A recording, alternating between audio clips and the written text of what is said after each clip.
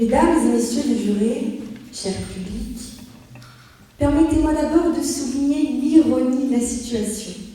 Je me tiens devant vous en robe pour plaider que la justice n'a plus sa place dans les tribunaux. Avouez que l'ironie est délicieuse.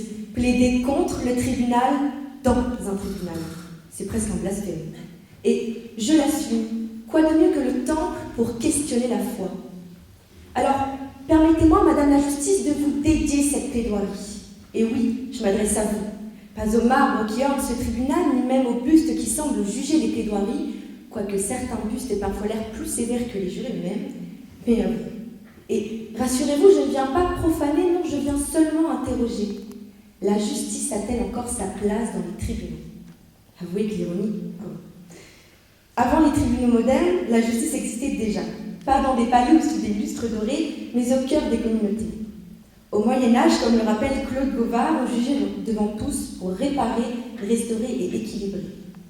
Un conflit ne se réglait pas dans un code, mais dans la société. C'était brutal parfois, injuste souvent, mais compréhensible toujours. La justice avait un visage, une voix, un goût humain. Elle appartenait au peuple. Il n'y avait pas de greffier ni de micro, mais au moins tout le monde comprenait la décision. Et parfois, quand les tribunaux se trompaient, c'est encore le peuple qui rappelait la justice à l'ordre. Parlons d'affaire Dreyfus. Oui, on va en parler. Un homme condamné, un tribunal convaincu, une nation divisée, et puis une plume. Émile Zola. Son J'accuse, une lettre publiée hors du tribunal, dans la presse, pour dénoncer une erreur judiciaire. La justice ne s'est pas réveillée dans la salle d'audience, elle s'est réveillée dans l'opinion publique. Déjà, le tribunal n'était plus suffisant pour contenir la vérité et la justice avait besoin d'un écrivain pour faire son travail. Aujourd'hui, ce visage s'est estompé. Le public a été remplacé par des procédures, les voix par des formulaires et l'équité par la rigueur. On appelle ça la modernité. Moi, je dis que c'est un peu comme remplacer un bon repas de famille par un plat surgelé. Ça remplit l'estomac, mais ça ne nourrit pas l'âme. Parfois, on ne sait même plus ce qu'on est en train de digérer. Et si vous voulez voir comment la justice a quitté le tribunal, il suffit de regarder nos écrans. Avant qu'un juge n'ouvre la bouche, l'opinion a déjà tranché. Les procès médiatiques explosent sur les réseaux sociaux. Hashtag, vidéos, commentaires assassins. Le peuple juge encore, mais il juge ailleurs. La présomption d'innocence est devenue vintage. Le contradictoire, en détail ringard. On ne demande plus des preuves, on demande un bon wifi. Et regardez les mouvements hashtag MeToo et Balance ton porc. Des milliers de femmes qui prennent la parole parce qu'elles n'ont pas trouvé dans les tribunaux l'écoute qu'elles espéraient. Alors, la justice se déplace. Elle s'écrit en 280 caractères, elle se partage, elle se croit. Parfois, elle répare, parfois, elle condamne sans procès, mais cela révèle surtout une chose. Quand le tribunal semble inaccessible, la société invente son propre prétoire. Un prétoire sans robe, je vous l'accorde, mais avec beaucoup de notifications. Prenons l'affaire de Quentin.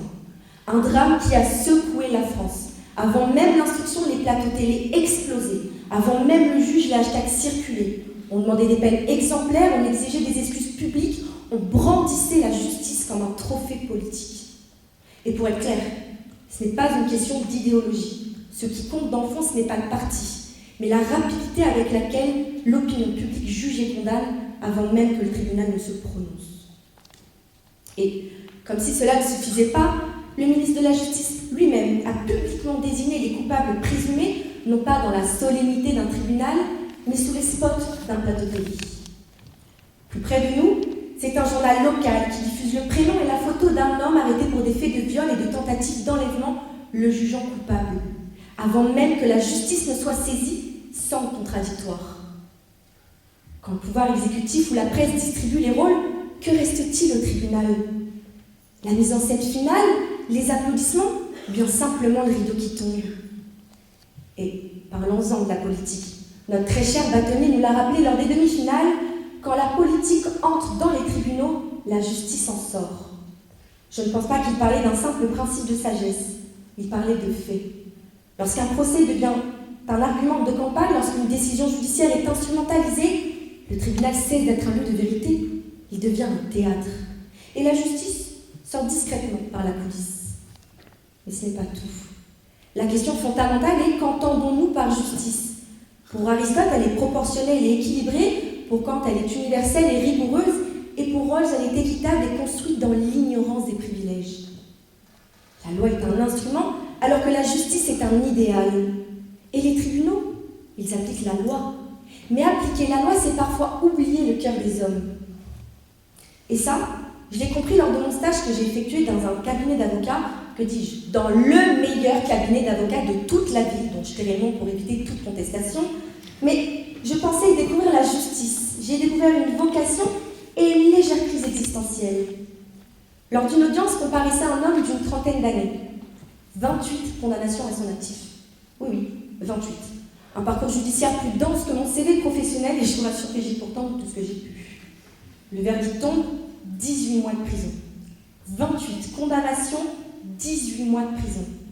Une certaine cohérence mathématique, sans doute, on aurait presque envie de sortir une calculatrice pour comprendre la formule. Puis viennent 3 autres hommes. Trafic de stupéfiants, pas de mort, peu d'argent, une organisation qui ressemblait davantage à un carteron de généraux en retraite qu'à un cartel de barons mexicains. Verdict, 4 ans.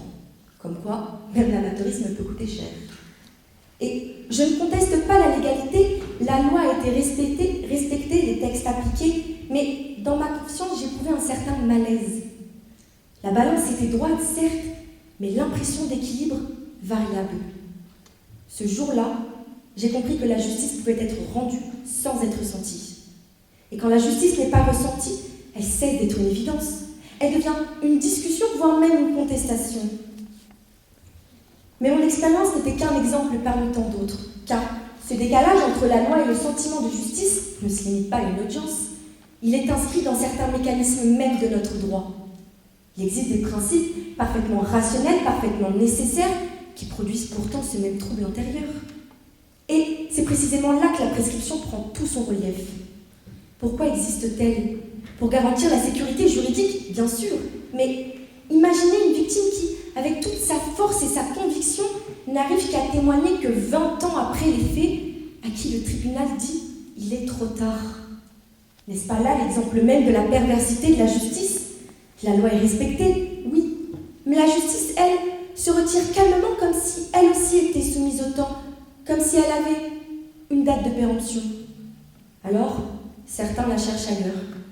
Dans les commissions de réconciliation mises en place par Nelson Mandela en 1996 pour éviter l'implosion de la société sud-africaine à la fin du régime de l'apartheid, ou encore dans la justice restaurative, comme l'a très joliment filmé Jeanne Herry, dont je verrai toujours vos visages, dans ces rencontres où victimes et auteurs se parlent, sans robe, sans estrade et sans tribunal, d'où il ressort parfois plus de vérité en 1 heure de dialogue qu'en 3 ans de procédure. Ainsi, la médiation se développe.